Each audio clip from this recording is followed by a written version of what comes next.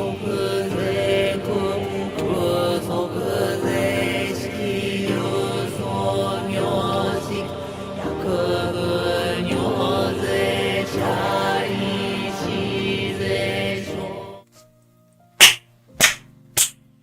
And welcome, ladies and gentlemen, to the monastery, the open bar of the internet, the world's greatest shit show, and the place where we, the good brothers and sisters of this most holy of temples, seek enlightenment through the drunkest, craziest, and most batshit ways possible. I am your one and only gaming monk, better known as Mildra, and with me, I have a returning brother to the temple, part of the multi-headed monster that is Secrets of Myst, previously here some months back, and now back proper with the expanded revision of that book, known as Secrets of Myst Bloodlines. The one and only N0ze. How you doing today, man? Doing good. And I do have to correct myself. It was 2 years ago that I had you on last for Secrets of Myst. Yep. And for future reference, N0ze. Yeah, like the body part, but it's fine. All right. Yeah. No, it's been a hot minute. Mm-hmm. Lots of things have happened. The podcast has progressed a fair deal. Mm-hmm. Zach and his team are incredible writers and actors. Check out the podcast. It informs the setting and the material. Mm-hmm. Oh yeah. And obviously the original Secrets of Myst book was a companion to said podcast. So with this one, is this essentially a enhanced remake of that particular book? Is it a follow-up? Where does it fit into that particular dichotomy? So it is it is an expansion. It will have mechanically everything in the first plus additional. Mm-hmm. And that is due to various lessons learned during the development of the first one, the introduction of the updated 2024/2025 5th edition rule set. There's more to this one. Mm-hmm. It expand for plot relevant reasons. Mm-hmm. In the first, for example, there was a warlock subclass with a packed few invocations, but 4 classes. Mm-hmm. And for lore reasons, that was due to the not only prevalent, but really the only ubiquitous form of magic in the setting being this draconic-based sorceress lineage. Mm-hmm. And spoilers for the podcast, there's more forms of magic to be had in the world of Meliora. Mm-hmm. Long forgotten secrets. And you can learn that by listening to the podcast, and there should be some explanation of that to go with the setting guide for Secrets of Myst Bloodlines as well. Yeah. So we have at least 3 new subclasses for existing classes showcased mm-hmm.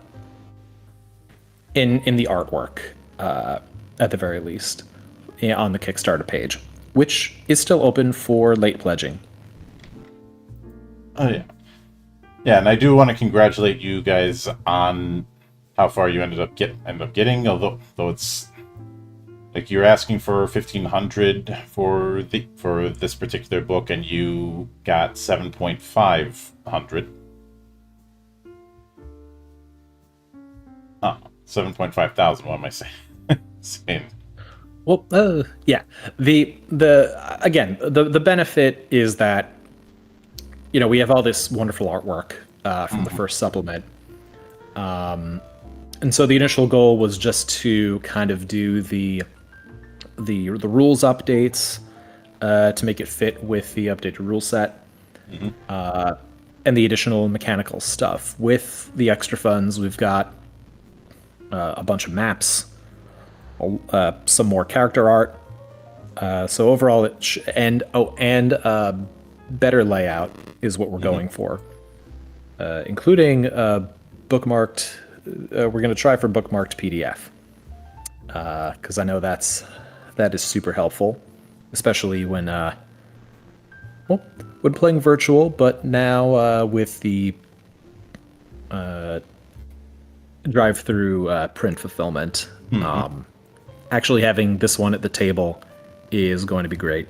Yeah, and I'm glad to hear bookmarks when it comes to it, because navigation is one of those. I would say it's a hill I will die on, but that's not going to happen. I would just shoot down anybody who comes up the hill. But it is one of those things I don't bend on. You can kind of blame years of those really badly navigated Palladium books in my early years in tabletop for that kind of thing, where there'd be like a 2 or 250 page book with no index. Which, yeah, no, that's... I'm not familiar, and I'm glad I'm not familiar. Palladium is a particularly infamous name.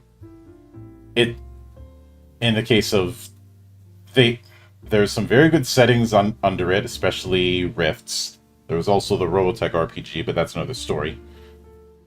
And its creator had this habit of doing these last-minute edits, which meant the table of contents was not accurate.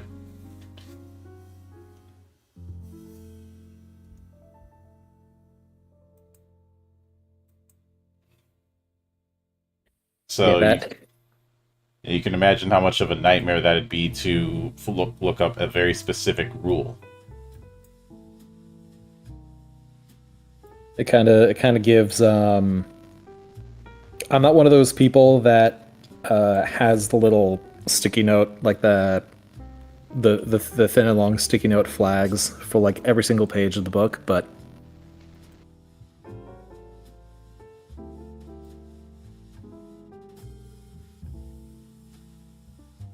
it can certainly lean into that. So I do recall last time we did talk a bit on the original 4 classes. You said that with this you're taking in some of the lessons that you had learned from last time. Aside from the navigation thing, what were some of the lessons that you feel you ended up learning from the experience 2 years ago? Right. I mean, technical stuff aside, there's a few kind of like dealing with the mathematics of things. The way that things are actually used. Just the additional time playing the game, playing RPGs in general. I know, especially with the events of the past 2 years, I know personally I've branched out into other RPG systems that taught me a few things. There's a lot of things that do and don't matter. I know that one of pitfalls that I've seen before, when both in me trying to revisit these classes and in other various homebrews and whatnot. I know one of the lessons I learned was if you feasibly want to give your players something, and in enough quantity that they won't feasibly run out, don't even stick a number at it. Just make it a thing they can do. Yeah. Right? Like little things like that, and it ends up making things more efficient. It ends up making it ends up making things go smoother. It ends up making it easier to understand. Mm-hmm. For this, I think there was a lot of flair that we were going for to draw people in, and I think we've learned to kind of focus it a little bit better. And I think part of that is actually not necessarily the way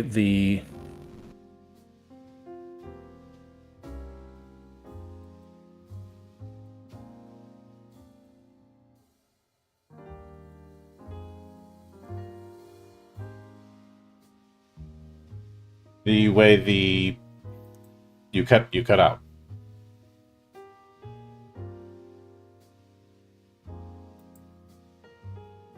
N0ze, you there? Am I still here? You are now. You are now. Here? You're saying the way Okay. and then it cut out. Got it. My apologies. A little bit of technical difficulty. So yeah, the way that the formatting, happens in 2024, like kind of this sort of like subheadings and like mini features within features. It kind of makes things easier to parse out. And I know to talk to the brawler for a second, because there's a work in progress preview on the Kickstarter page, freely viewable. And for example, there was a feature in the 2014 brawler that I called Hobbyist, and that drew inspiration from the fact that in the podcast, the character of Ren, who was kind of the blueprint for the brawler, he had a thing for cooking. So the idea was that both the half-casters would have a some sort of artisanal tool proficiency to make them more well-rounded. That warranted like an entire feature, and all that really changed in 2014 was when you look at the way the class is, and you have like the skills, proficiencies, whatnot. There's space for that now, and it's actually been really nice to write for the 2024 rule set format, and I know that something especially clicked with, of all things, the Scion Unearthed Arcana that came out. One of the big shifts in, I would say, D&D, but also kind of TTRPGs in general, is away from lineage abilities into background, kind of focusing on nurture over nature. Something about the way that everything's kind of broken down into feats, almost like going more towards the more classic 3.5 Pathfinder feats and traits, for better for worse, kind of meeting it halfway between 5th and 3.5. The Wild's talents actually kind of made it click for the way that we're redoing making legacy abilities. And so, much like how we have quirks in My Hero Academia, how we have, family clan jutsu in Naruto, different descendants of these dragons have abilities in their family. And really, in the 2014 mindset, there was the the various spell casting, racial features or lineage features, where someone would get a cantrip, a first level spell, a second level spell, something like that. And for the kind of variance that we see in the Warlock podcast, and I think the variance that people would look for in a supplement, and even in the totality of material, first and third party for a system like 5th edition, it's kind of like missing a step.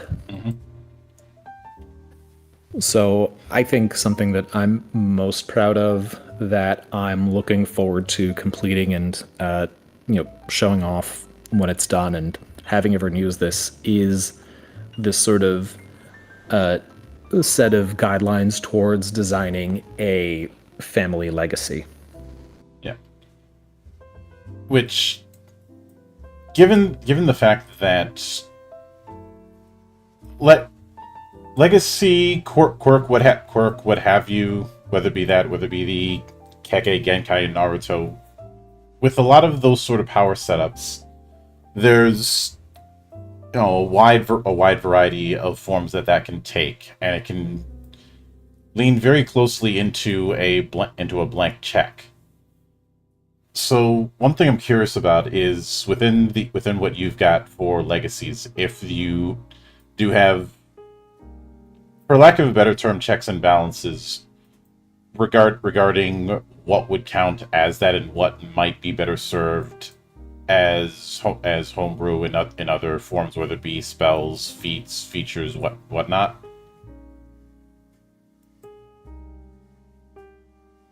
So there's two things. The first, in the first supplement, one of the things that's going to change from the first to this updated supplement is there's some features that we want to move around. For example, there wasn't necessarily a good spot at the time that we thought for something like having a beam struggle, like a classic Dragon Ball Z style, clash of, powerful key attacks. So we kind of made this additional options to where it could be just extra rules to have at the table.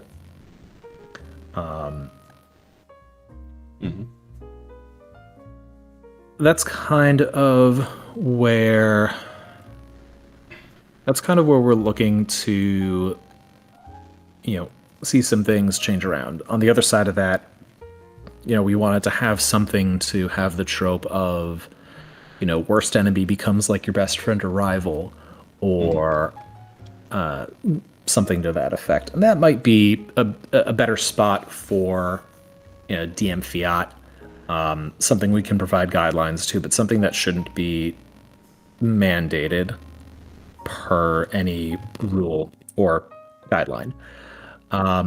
Checks and balance for the legacies. We were talking about some sort of strength and weakness system. What form that would take, we weren't certain. At this time, the plan for the legacies are more to kind of construct something with kind of like your standard things that you can already do. So like, for example, to bring it back to Ren. So in the show, Ren's family, his legacy is, he can perform melee attacks using fire, lightning, and ice.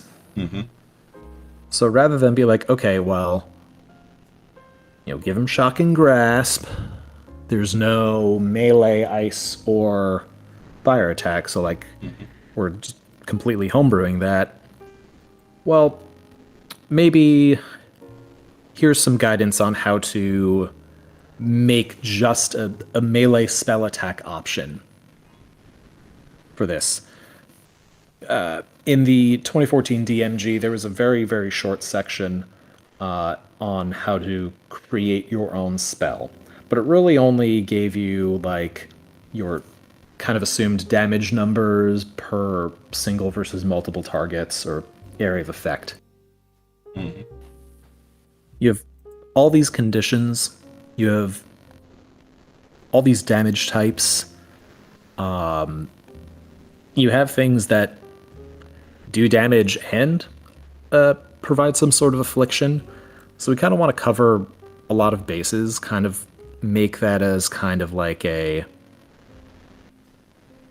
Maybe this will help you build even something more than just Legacy. Maybe this will, like, provide you with some sort of reference material for whatever you need. But in this context, you know, here's something to give to someone as a feat. Mm-hmm. And I will admit, when it comes to the guideline thing, what instantly comes to mind, and maybe this can be used for future reference, is the one unique thing in 13th Age, which is exactly what it sounds like on the tin, but there is this 2-page spread within the core book, and I'd imagine the second edition is going to have this as well, that goes into potential examples and what is pushing the one unique thing beyond that boundary. So that's kind of where I was going into the whole what is the boundary of what legacies might be. And right, especially since, again, you look at Kekkei Genkai and N0ze, you look at quirks in Hiroaka, you look at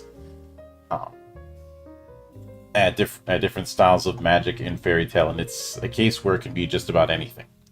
And in those shows, it very much is. Stands in JoJo, or just what Hamon can do, or what Spin can do. Let's not get into JoJo. I don't have enough alcohol for that. I don't feel like going into a 2-hour digression on how King Crimson works. But King Crimson is like Thaco. No, I know how Thaco works. Yeah, no, joking aside. Yeah. We're looking at, like, you can select, you know, an option from it. We're kind of trying to break it down to you can select an option from one or more tables. Mm-hmm.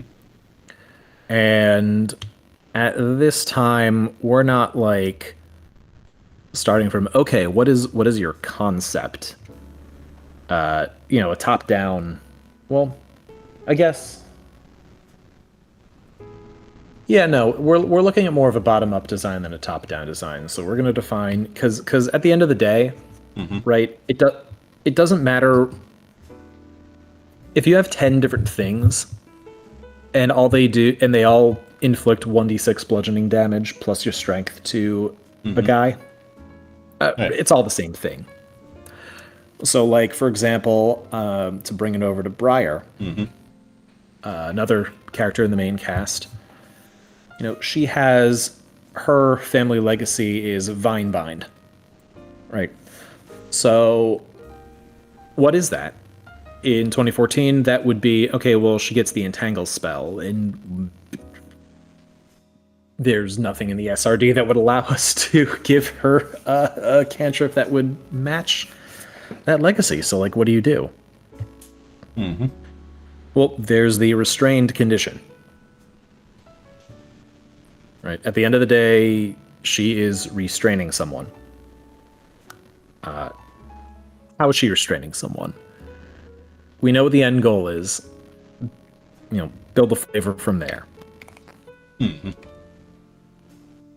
You know, now obviously something like restraint or paralysis, those are something to be worked on in terms of keeping the balance. I'm assuming that's what you're getting at. Is we have this list of conditions. Are we just going to let someone paralyze someone willy-nilly every turn? Well, not so much. I don't know. We have to figure that out. Not so much balance, but more of ensuring that things don't become sprawling in terms of what form it could take. And an example of that kind of sprawling would be, consider the power system in several Supers RPGs, whether it be the monstrosity that is Hero System, or something a little closer to the mark here in Mutants and Masterminds.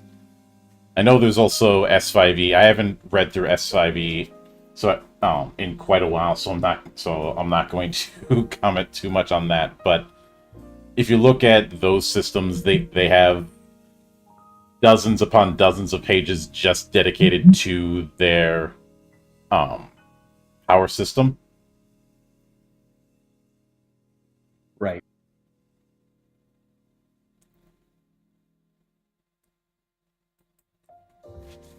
And that, while it certainly provides a lot of options, it also ends up being a higher floor because of the fact that it requires a degree of system mastery right out of the gate. Yes. And that's a bit of an ask for folk coming into it for the first time. And Stan Lee has once said, every comic is someone's first, and I do think that can apply to tabletop games as well. Yes. And the last thing I'd want is to have someone get thrown into the middle of the pool and say, "Swim, damn it!" Like that's not gonna help anyone. Yeah. But yeah, I mean the concept of, here's a thing you can try to do. Mm-hmm. And I think like at the base level, we're looking to get something where, like, if it is something like the character of Kira, whose family ability involves mind control. Mm-hmm. There's also a certain level of the anime is allowed to break the rules, but but Yu-Gi-Oh is allowed to break the rules in the anime. When you're playing the card game, it's not that. Yeah. So having a charm person. Mm-hmm. type thing where you're charming someone, or kind of similar power level of friends for like a level 1. Mm-hmm. And there's a certain point where it's like, okay, well, if you restrain a goblin, I mean, okay, there's 4 more. Yeah. But yeah, so there's a lot of like I think there's a lot of pitfalls with what tools are there to get games running, and realistically what is okay to happen versus what I think a lot of folks think could be catastrophic if they let happen. Mm-hmm. Or because we're all playing pretend at a table or through a computer, a lot. We're making a lot of stuff up as we go. It's not like there's some sort of grand thing that, if we like, this isn't Baldur's Gate, right?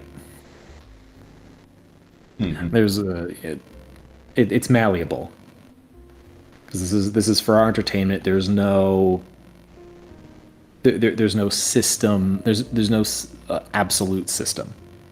Yeah. No absolute system, but having consistency certainly can't hurt. Oh yeah.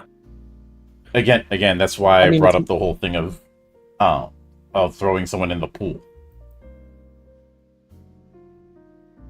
right. I think the context also matters. Like, if I were to, you know, start up a campaign using Secrets of Myst with a table of close friends, or it's a lot different than running a one shot at convention. So yes, consistency is necessary for one, and for the other, it's kind of another instance of like, when you know the rules and you know how to break them, you can figure it out. Right. Now, when it comes to some of the subclasses that you're putting in, I did want to kind of get a vibe for that, since obviously each of them is a nod to one of the characters from the podcast, but I'd like to get a better vibe for the playstyle that they're introducing, starting with the Way of the Spirit for monks. Right. Way of the Spirit is looking to be kind of like almost a cross between like the four elements or dragon ascendant, and like a totem barbarian. So we're kind of looking for damage thematics, and we're also looking for kind of just movement options, feats of strength and agility, that kind of stuff.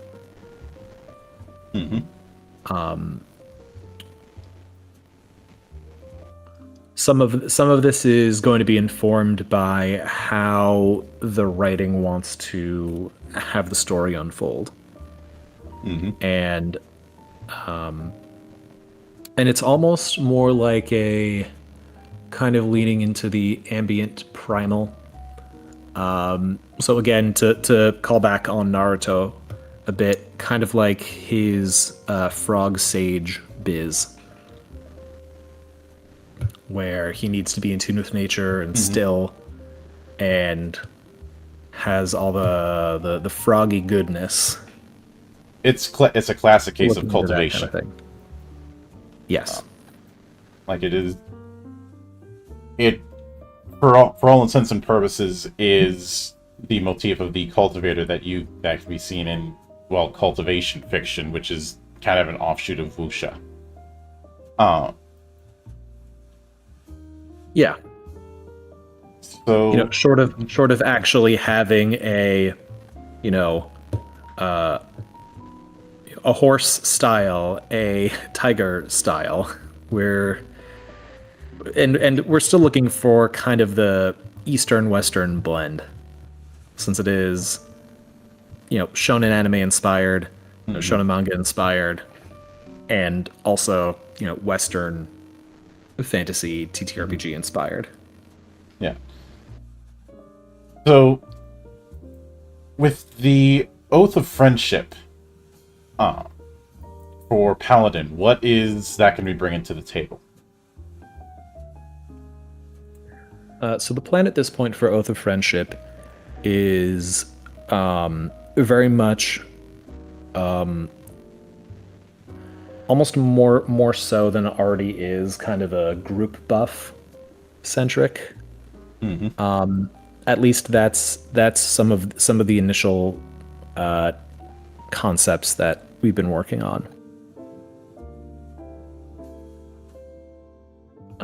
That one, again, there's a little bit more to work through with the plot for this one to be more clear. And I kind of hate answering like that because I want to give people something to look forward to. Yeah. What I think I can give a little bit more information on, because this is the one that I've already kind of put the most thought into, and actual word to paper, or is the Circle of Blossoms Druid. Mm-hmm.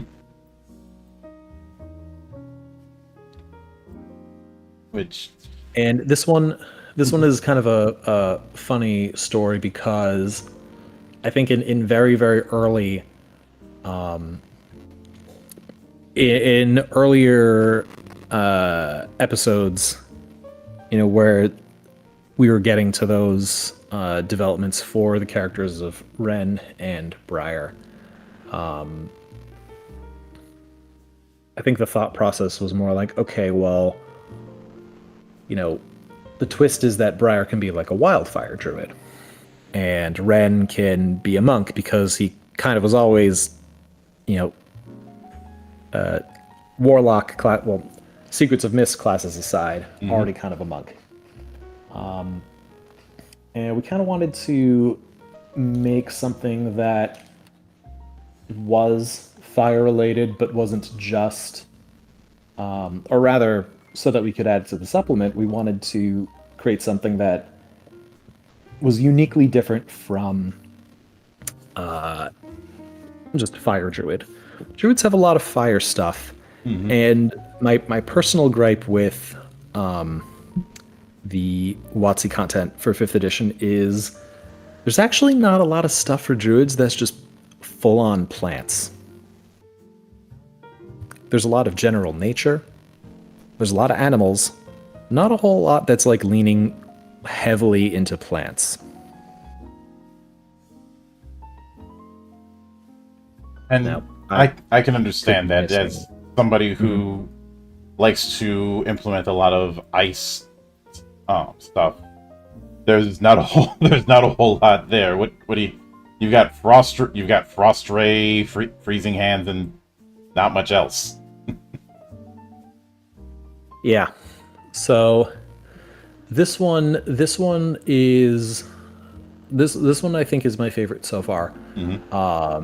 Of these new 3. That might change once more gets figured out. But the concept actually came from the Japanese word for fireworks, hanabi. Right? Fire, flower. We had, there wasn't a character necessarily with a flower motif. It's kind of a nice trope that we're a fan of. The fire flowers being a thing in even Super Mario, not necessarily, shown in manga. Still a piece of Eastern media. And the fact that flower languages exist, right? Many cultures have a flower language. So I'm very excited to kind of put that concept into this fire druid that's not quite a fire druid.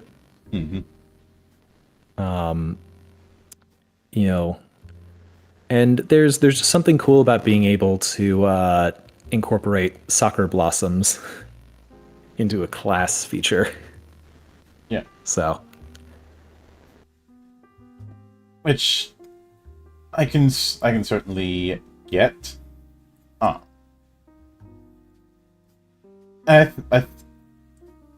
think one of the other things that kind of has to be answered with this sort of thing, which is it sounds like you are leaning into, is the question of why would someone take this over, say, the Circle of Wildfire, given a similar theme about fire. But I think you've already established that it's more than just burning things up. right. And it definitely is it's a tough nut to crack, but one that I'm excited to like really figure out. Especially so I I'm in a campaign and we have a wildfire druid in our party. So I'm very familiar right now with how the wildfire druid works. And the two things that I see a lot of are the wild shape being used, kind of as a pet subclass mechanic. More damage, more healing, and healing under a certain circumstance. The cauterizing flame feature. And this I kind of want to lean more into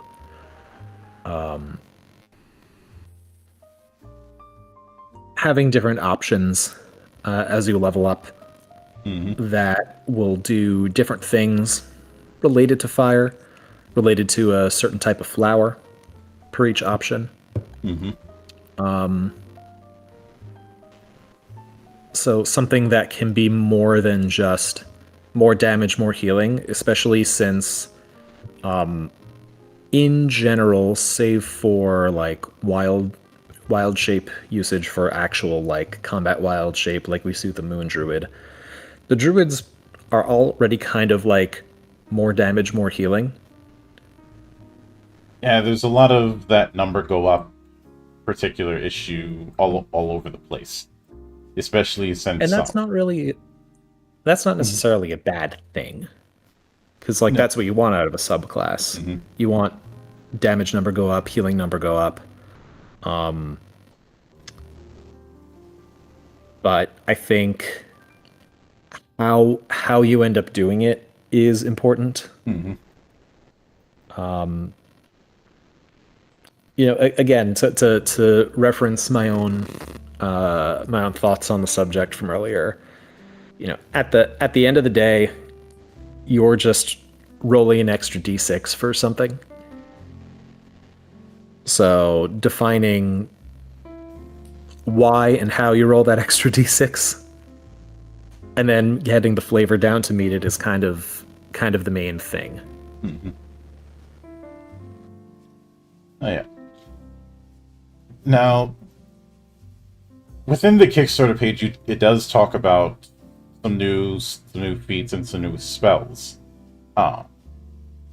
Are a lot of those carryovers from the original Secret of Myst, or are there some new ones even still? There are going to be new spells. We are carrying as much as we can over from the previous supplement. Partially because we have it. We want to. What we don't want to do is absolutely require having two pieces. It would be, first of all, and it's like, Zek had added the first supplement as an add-on, as a Kickstarter reward for those who wanted it. We're seeing this as very much an update and more. Especially with anyone new that we have. There's a fair amount of returning backers, fair amount of new ones. We are trying to make an overall better product, and we're using this opportunity to kind of bring the content for the first supplement up to a more robust, strong option that people want to use even outside of the Meliora setting. Yeah. Yeah. Were there any spells or feats that when you were giving him their second look, had to be significantly changed to keep up with the updates, or were most of them able to stay intact?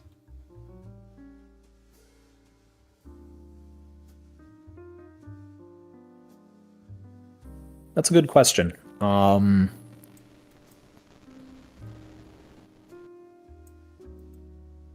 I think that the focus so far was on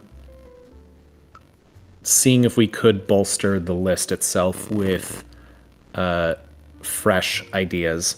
I think it's going to take another pass to see if something becomes significantly different. Something that I think we did well for the first one was really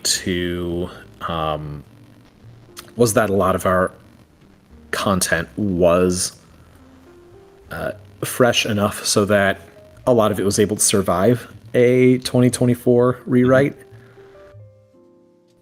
And again, it comes down to the really looking at how things are written and formatted for the new edition, or for the edition update. That kind of helps inform, here's something we can do now that was kind of difficult to try to figure out our own way to do it. You know, the figuring out has been done. We have a new template to follow. Something here makes more sense this time.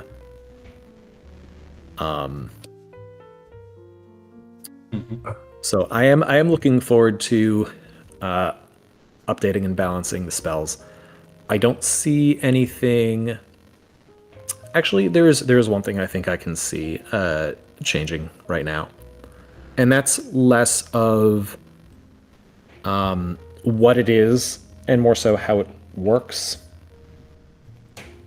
which is our the spell Soul Nova, which is our legally distinct Genki Dama. It was a bit clunky in 2014, where it was kind of this, okay, well, we wanted to get the fantasy of everyone pitching in their energy. But I think it will end up being able to be handled more gracefully at the table than in the 2014 edition. Same end goal, same fantasy of everyone lending your strength. Spare your energy with me. We're gonna blow this guy up. So the fantasy we want to preserve. Yeah. And when it comes to doing Genki Dama, despite the romanticism with it, there is the issue of, at the end of the day, you've got one person who's doing nothing but charging it for multiple rounds, which can lead itself to them sitting around with not a whole lot to do for a lengthy amount of time. Right. And I mean, there's two things, right? We've got the whole point of there are definitely things in shonen anime and manga really cool. They do not work at a TTRPG table.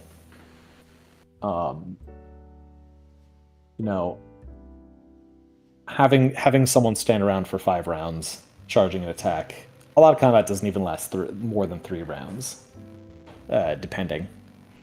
And if it's a boss fight that is going to last 10 rounds or something similar, you definitely would rather be part of that. And the payoff would have to be so immense that it's not worth it. The way this spell works is more or less a kind of on the equivalent of like a fireball or flame strike type of spell, where it's really just an action. It's not this grandiose charge up thing.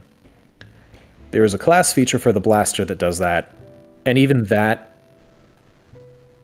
even in our 2014 edition, we're like, oh, we can charge it up. We can charge it up. It's like, no one's going to do this.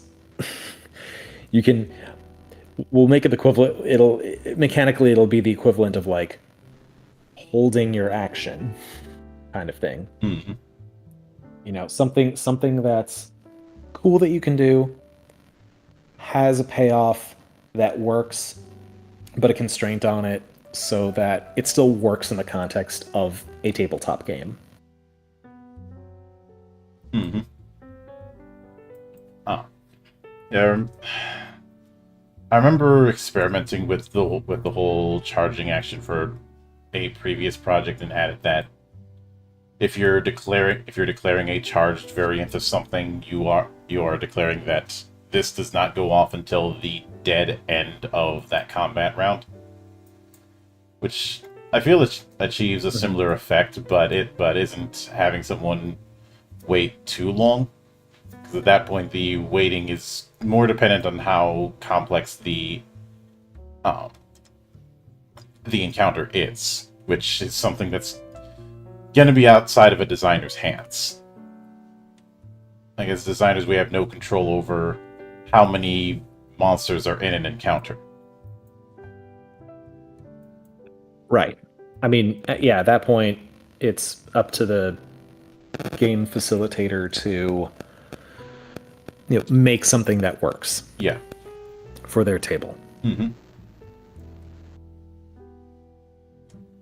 Now, when I look back at the preview version of the Brawler, I did see things like the epic boon feat and the like. What would be the dividing line difference between, say, epic boon feats and standard types of feats?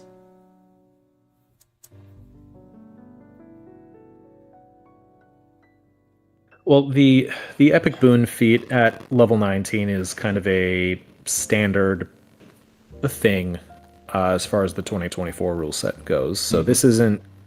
This is more conforming to the template, as it was in 2014 with just ability score improvement at 19, but specifically with this. That's not to say that we won't have a set of epic boons in Secrets of Myst Bloodlines that could provide something, a twist on what we have in the SRD. Oh yeah. Now, with all that said, what are you shooting for as far as a page count for this book?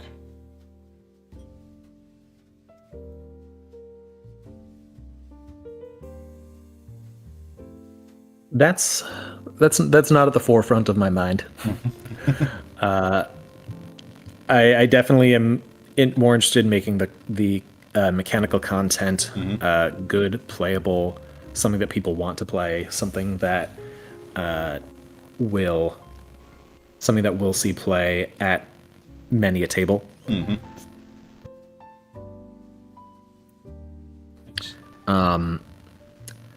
And I think that's something that Zach and I are going to have to work on regarding an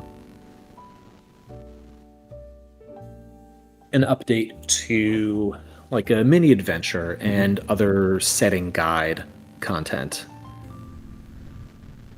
You know, the one thing that Secrets of Myst was lacking was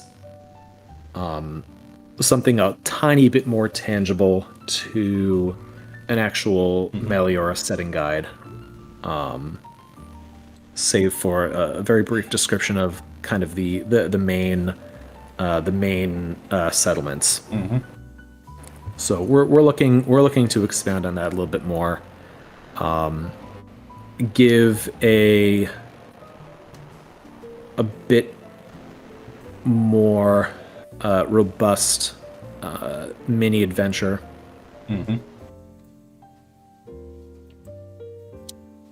So page count, unclear at this time. I can get that. And as far as the release window for the digital version, what would you be shooting for? I believe we're shooting for beginning of Q2 of 26. So we're looking to finish up around March. All right. It'd be real funny if it ended up launching March 4th, so you could tell the backers to go grab the PDF. That is probably the worst joke you will hear today. I apologize. I did not get the reference. March 4th.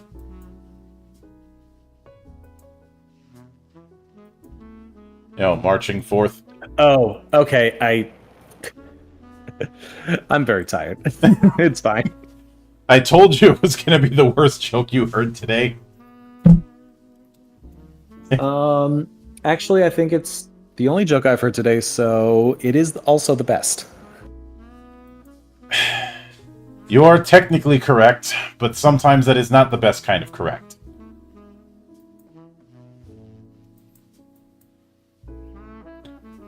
But it is what it is. Mm-hmm. Yeah.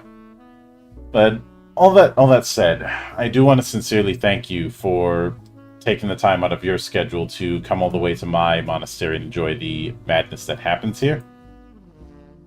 And thank you for being such a gracious host. Mm-hmm. Anytime you see fit to return, the door is always open. As I often say around here, drinking is not mandatory, but it is encouraged.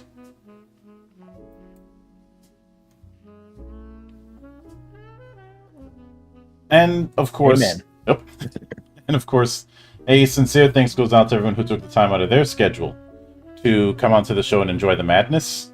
And there will be plenty more where that came from, as there always is here, on the open bar of the internet. But until then, on behalf of the good brothers present and not present, my name is N0ze. I am your gaming monk. Stay fucking frosty, everybody.